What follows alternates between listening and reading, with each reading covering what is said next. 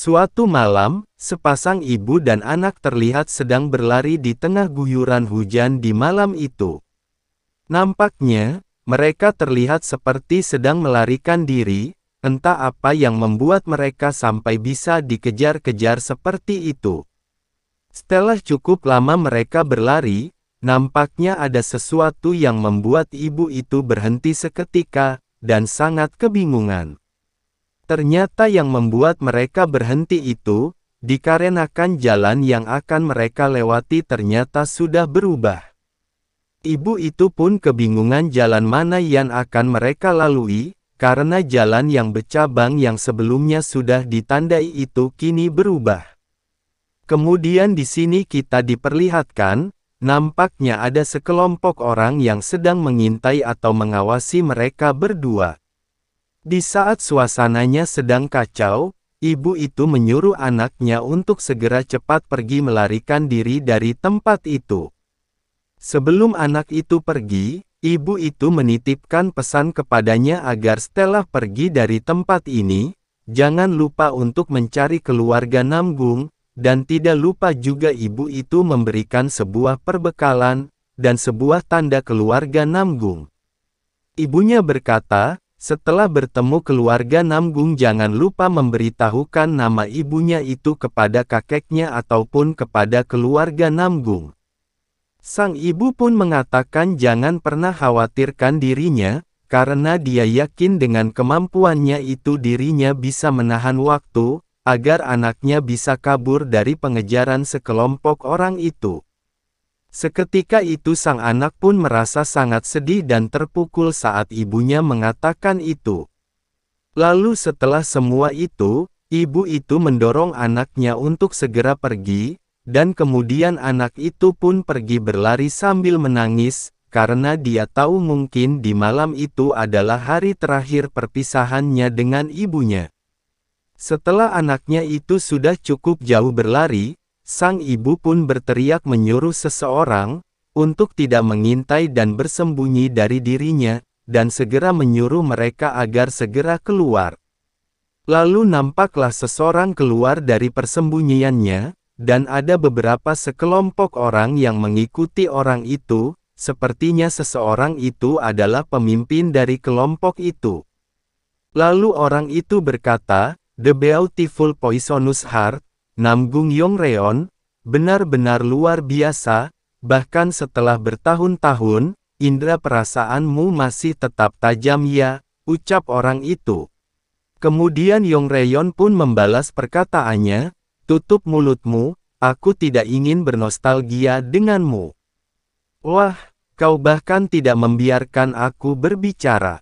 Ngomong-ngomong, kenapa harus mempersulit seperti ini? Bagaimana kau bisa bergerak begitu cepat dengan lukamu yang separah itu? Jika kau tidak salah belok, kami mungkin akan kehilanganmu," ucap orang itu. "Jadi ini ulahmu," ucap Yongreon. Dan ternyata semuanya itu sudah direncanakan orang ini ya guys.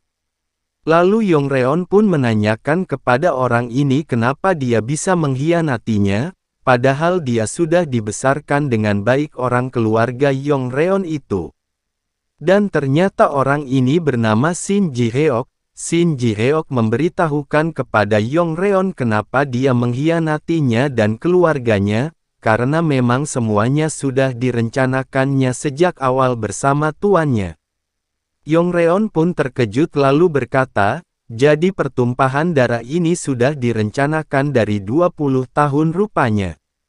Kemudian Shin Ji-heok pun berterima kasih kepada Yongreon dan keluarganya karena sudah memperlakukan dirinya dengan baik di keluarga Shin. Shin Ji-heok pun berjanji akan membunuhnya dengan tanpa rasa sakit. Di benak Yeonreong berkata, untungnya mereka masih belum menyadari keberadaan Hyon. Jadi kita ketahui bahwa anak yang bersama Yongreon itu bernama Hyon, MC kita di cerita ini. Setelah itu, Shin Ji-heok pun menyuruh Yongreon untuk tidak khawatir, karena dia akan mengirim Hyon bergabung dengan dirinya, ucap Shin Ji-heok sambil menyuruh anak buahnya untuk mencari dan menghabisi Hyon. Yongreon pun merasa sangat marah setelah mengetahui bahwa anaknya itu dalam bahaya.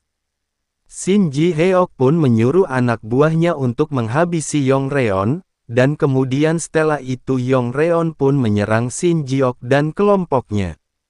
Setelah adu serang yang sengit itu, Yongreon pun harus kehilangan nyawanya. Shin Ji-heok pun bergegas dengan anak buahnya untuk mencari Hyun dan membunuhnya, tanpa dia sadari bahwa Hyun sedang bersembunyi di lubang pohon. Hyun pun menahan napasnya agar tidak terdeteksi oleh orang-orang itu, seperti bermain petak umpet dia menahan napasnya dan menghapus kehadirannya. Teknik turtle breathing, metode pernapasan yang bahkan sulit dikuasai oleh para assassin, secara naluriah dilakukan oleh Hyun. Kemudian Shin Ji-heok pun menyuruh anak buahnya untuk mencari Hyun karena dia tidak mungkin pergi jauh dan lalu bergegas pergi dari tempat itu. Setelah mereka semua pergi, Hyun pun keluar dari persembunyiannya. Dia merenungi semuanya apa yang terjadi hari itu bahwa dia akan mengingatnya, dan berjanji kepada ibunya untuk mencari keluarga Namgung, dan belajar seni bela diri di keluarga ibunya itu, untuk membalaskan dendam kematian ibunya tersebut. Hari itu pun berlalu dan kita diperlihatkan, Hyun sedang membuat kompas dari sebatang kayu dan beberapa batu. Hyun pun berencana untuk pergi ke Provinsi Anhui tempat keluarga Namgung berada. Keluarga Namgung terletak cukup jauh di sebelah timur Provinsi Shanxi tempat dia berada sekarang ini. Hyun belajar tentang kompas kuno itu dari Shin Ji-heok sewaktu di keluarganya dahulu. Dia belajar banyak hal dari Shin Ji-heok sehingga dia menganggap Shin Ji-ok itu seperti paman baginya. Walaupun dia dan Shin Ji-heok tidak ada hubungan darah, tapi dia belajar banyak darinya, dan menerima banyak bantuan darinya. Saat dia diakui oleh ayahnya Hyun, dan diberi nama keluarga Shin, Hyun pun merasa bahagia dan seolah-olah itu adalah prestasinya sendiri. Setelah dia mengingat kejadian di malam itu, Hyun pun merasa sangat marah, dan dia berjanji untuk membalaskan dendam kematian ibunya. Lalu beberapa hari kemudian, Hyun pun harus bertahan hidup di pegunungan seorang diri, karena dia sadar bahwa sekarang ini dia tidak bisa mempercayai orang lain, dan harus berpegang teguh dengan dirinya sendiri. Ada kalanya Hyun pun harus bertahan saat keracunan makanan di gunung itu, karena dia harus menghemat perbekalannya demi bisa bertahan hidup di pegunungan itu. Kadang juga dia tidak bisa tidur di malam hari karena binatang buas. Aku harus berhemat dengan koin perak dan kertas pemicu api yang ibu bungkuskan untuk, ucap Hyun di benaknya. Lalu Hyun pun mencoba untuk berkultivasi metode internal energi cultivation. 3 tahun lalu Hyun belajar ilmu seni bela diri atau kultivasi dari ibunya. Ibunya mengajarkan metode kultivasi teknik inner energi Canggung Daeyeon yang hanya bisa diwarisi oleh keturunan keluarga Namgung. Hanya sekali, Namgung Heonreong mengajarkan metode itu kepada Hyun. Hanya dengan satu bacaan, Hyun menghafal semua mantra dan memahami metodenya. Setelah latihannya sudah dirasa cukup, Hyun pun berhenti berlatih, dan dia berpikir untuk berburu sesuatu di gunung itu untuk menghemat perbekalannya. Di saat tengah mencari sesuatu, Hyun pun melihat seekor kelinci, dan Hyun mencoba untuk menangkap kelinci itu. Di saat dia sedang berlari untuk menangkap kelinci itu, Hyun pun merasa tubuhnya sangat ringan yang membuatnya terkejut. Setelah Hyun berhasil menangkap kelinci itu, Hyun pun berpikir apa yang barusan dia alami itu mungkin yang disebut inner energi. Dia pun merasa akan sangat bermasalah besar jika dia tidak hati-hati menggunakan inner energi itu. 2 bulan pun berlalu dan tidak terasa dia sudah menghabiskan terlalu banyak kertas penyulut apinya. Dia berpikir sudah terlalu lama dia di gunung tersebut dan sudah lama dia berada di Provinsi Henan. Kertasku hampir habis, dan aku sudah mengumpulkan inner energi yang cukup untuk melarikan diri jika diperlukan. Sudah waktunya aku pergi ke sebuah desa, gumam Hion. Lalu kita diperlihatkan di sebuah tempat yang bernama daerah Gusi. Hion pun mencoba untuk mencari informasi keluarga Namgung kepada orang-orang di wilayah itu. Kadangkala orang-orang sangat baik kepadanya karena dia kadang diberi makanan oleh orang-orang tersebut, yang Hion pikir bahwa dunia bela diri itu sangat baik. Setelah Hion mendapatkan informasinya, Hion pun harus cepat-cepat bergegas pergi dari wilayah itu untuk mencari keluarga Namgung. Lalu ada seseorang yang memanggil Hion. "Hei, anjing liar mana yang berani masuk tanpa izin di wilayah kami?" Lalu nampaklah bocah itu yang bertanya kepada Hion. Sehingga Hion pun terkejut karena dia ditanyai oleh seorang bocah pengemis. Lalu bocah itu dan kelompoknya merasa marah dan kesal terhadap Hion. Bocah itu menyombongkan dirinya dan menyuruh Hion untuk melihat simpul di pinggangnya itu. Seketika itu para bocah itu terkejut setelah Hion menanyakan apa itu. Dengan sombongnya bocah itu memberitahukannya bahwa itu adalah simbol Sekte Begars, dan Sekte Begars itu salah satu dari 9 sekte besar di daerahnya itu. Lalu bocah itu menjelaskan kesalahan Hion, karena dia telah melanggar aturan untuk tidak mengemis di wilayah orang lain. Hion pun terkejut dan langsung menjelaskannya bahwa dia bukan seorang pengemis. "Ini adalah kesalahpahaman dan aku akan pergi," ucap Hion. "Kau pikir kau bisa pergi begitu saja? Aku akan mengajarimu untuk tidak pernah mengemis di wilayah orang lain lagi. Aku Not Ma Yuncheol, murid Not pertama Sekte Great Begars, akan memberimu pelajaran," ucap bocah itu sambil berlari menyerang ke arah Hion. Bocah itu kemudian menyerang ke Hion tapi tidak pernah mengenai sedikit pun. Hion pun terus menghindari serangan itu sambil bergumam di dalam hatinya, "Lambat, bahkan lebih lambat dari kelinci atau tupai yang kuburu kemarin." Bocah itu pun berhenti menyerang Hion, dan bersiap-siap untuk kembali menyerang Hion. Sambil menyerang ke arah Hion bocah itu berkata, "Terima ini, inilah seni bela diri Sekte Begars kami," sambil mengayunkan sebatang tongkat ke arah Hion. Hion pun merasa sangat tertekan dan mencoba menghentikan serangan bocah itu, lalu menendangnya di arah perut, yang seketika itu membuat teman-teman dari bocah itu terkejut, karena serangan Hion membuat bocah itu langsung pingsan. Hion pun mencoba menjelaskannya bahwa dia tidak bermaksud melukainya, tapi teman bocah itu malah menyuruh kelompoknya untuk menangkap Hion. Hion pun kemudian kabur dari tempat itu dengan seni bela dirinya yang bernama Langkah Kinggong, yang membuat sekelompok bocah itu terkejut. Setelah Hion pergi, sekelompok bocah itu akan memberitahukannya bahwa Hion menggunakan seni bela diri untuk menyerang si Ma Yuncheol itu kepada pimpinan cabang Sekte Begars. Di suatu tempat Hion pun memikirkan kejadian itu, karena seorang pengemis pun menggunakan seni bela diri.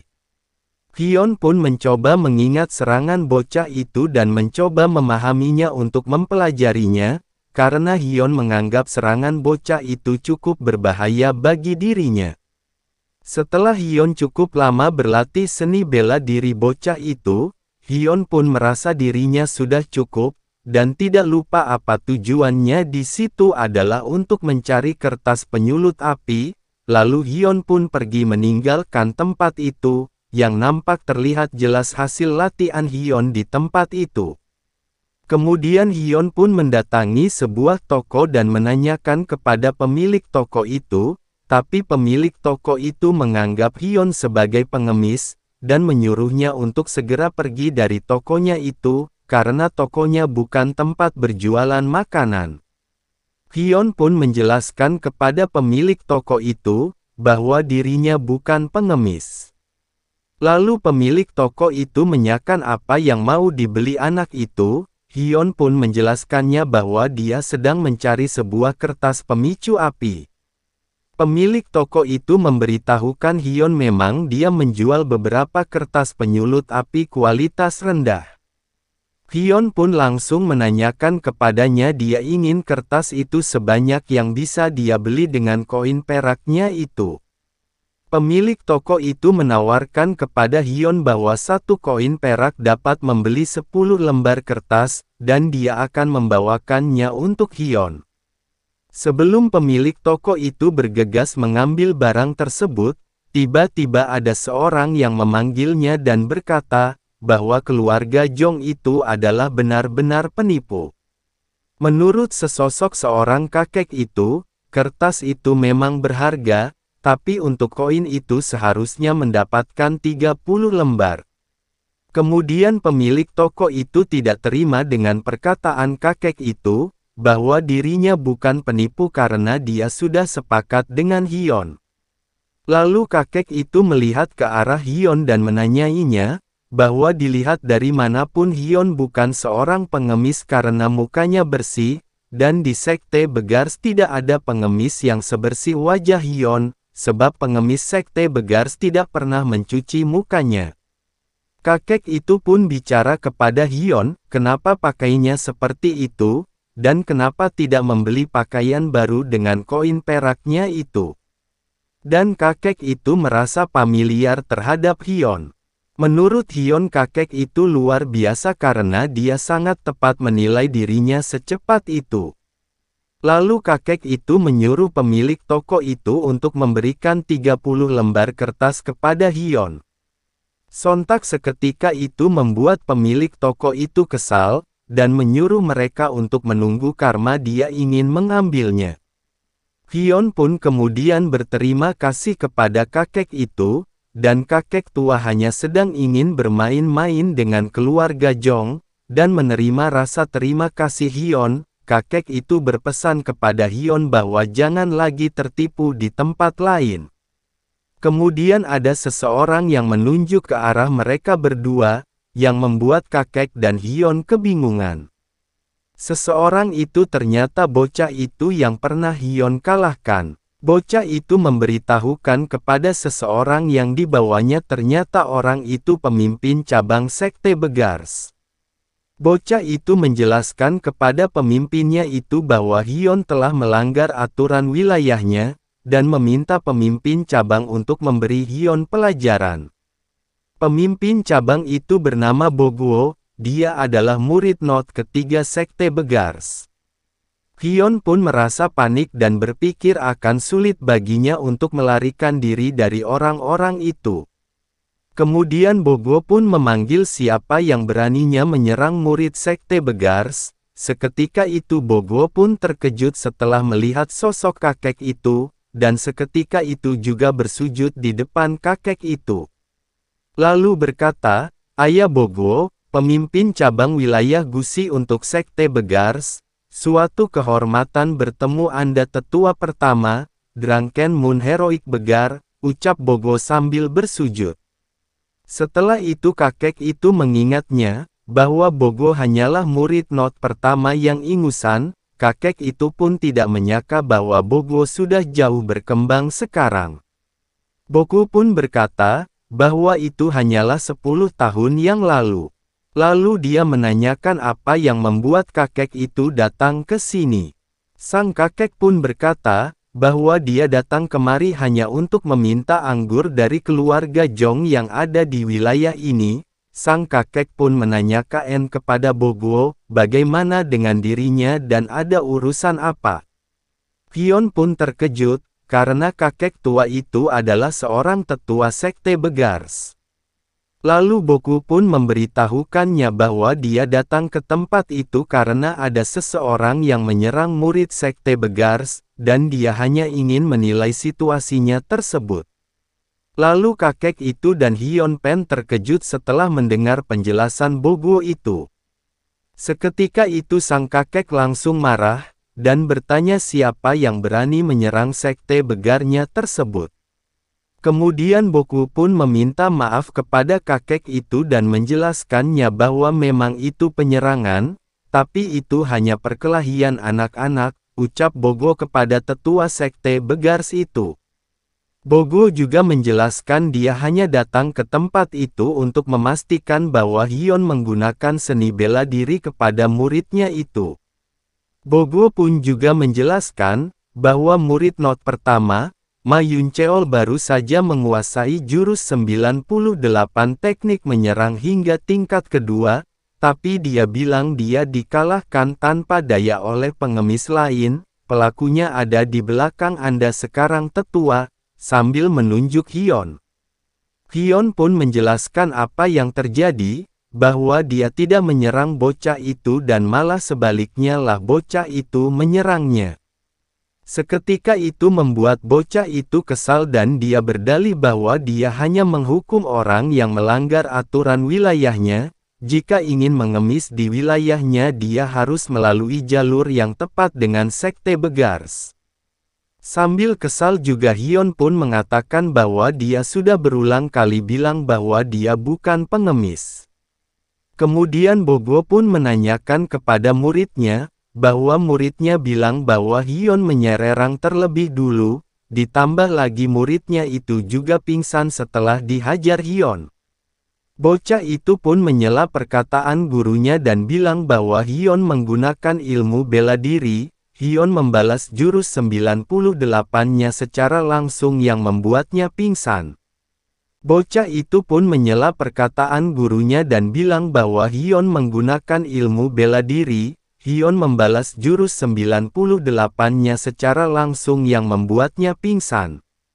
Kemudian kakek itu berkata bahwa mata mereka penuh lubang, sehingga tidak bisa mengenali seseorang pengemis. Kakek itu menanyai mereka mana mungkin Hyun seorang pengemis, apakah ada seorang pengemis wajahnya bersih seperti itu. Lalu Bogo pun meminta maaf kepada kakek itu dan dia akan menyelesaikan masalahnya itu. Setelah itu, kakek itu menanyai bocah itu, bahwa kenapa bocah itu bisa kalah dari Hyun, dan kemudian bocah itu menjelaskan bahwa dia hanya lengah. Kakek itu pun tidak percaya bahwa dia lengah, dan menyuruhnya untuk mencobanya sekali lagi melawan Hyun. Dan menyuruh Hyun untuk berduel dengan bocah itu karena kakek itu penasaran Hyun bisa mengalahkan murid sekte Begarsnya. Setelah semua itu, kita diperlihatkan Hyun dan bocah itu bersiap berduel seni bela diri. Sebelum berduel bocah itu memperkenalkan dirinya kepada Hyun. Hyun pun berkata bahwa dia tidak usah menjelaskan namanya, karena dia sudah tahu dari awal namanya tersebut. Seketika itu membuat bocah itu marah dan langsung menyerang Hyun dengan jurusnya itu. Hyun pun terus menghindari serangan itu, dan sesekali menangkis serangan itu, yang membuat kakek dan Bogo pun merasa terkesan dengan gerakan Hyun. Kemudian Hyun pun memperhatikan serangan itu, yang membuat dia berpikir bahwa serangan itu banyak celah. Hyun pun mencoba menyerang kepada bocah itu, dengan jurus yang dia pahami di latihannya sebelumnya. Hyun pun terus menyerang kepada bocah itu dengan jurusnya itu yang membuat bocah itu terpental dan terjatuh. Sang kakek pun terkejut melihatnya dan mencengkram Hyun. Kakek itu menanyakan kenapa dia bisa menggunakan jurus itu, dan bagaimana Hyun tahu jurus seni bela diri sekte Begarnya. Hyun pun beralasan bahwa dia tidak pernah mempelajarinya, yang membuat kakek itu tidak percaya. Hyun pun memberitahukannya bahwa dia hanya meniru jurus bocah itu kemarin, yang membuat kakek itu terkejut dan kembali tenang. Kau menirunya, hanya melihatnya apa itu benar, ucap kakek itu. Tepatnya, aku hanya mengamati apa yang dia lakukan, memikirkan bagian-bagian yang terlihat cacat, dan memperbaikinya saat aku menirunya, ucap Hyun yang membuat kakek itu terkejut. Menurut kakek itu, bahwa di pikirannya itu sekilas terlihat seperti jurus 98 dari sektenya, itu terlihat seperti jurus Hidden Tiger Dragon, penerapan gerakan pertama. Yang membuat kakek itu merasa terkejut karena Hion tidak hanya menirunya saja, tetapi Hion bisa memperbaiki jurus itu, yang membuat kakek itu terkesan kepada Hion. Lalu kakek itu menanyakan Hion berasal dari sekte mana dan keluarga mana, namun Hion pun menjelaskan bahwa dia bukan dari sekte manapun, dan untuk keluarganya Hion menjelaskan bahwa itu keluarganya sangat rumit untuk dijelaskan. Kakek itu memberitahu Hion, bahwa sekte Begar tidak mengenal apa itu keluarga dan tidak melihat seseorang dari masa lalunya, yang membuat Hion pun penasaran dengan ucapan kakek itu. Hion pun menanyakan apa maksudnya tersebut, dan kemudian kakek itu berkata, "Maukah kau menjadi muridku?"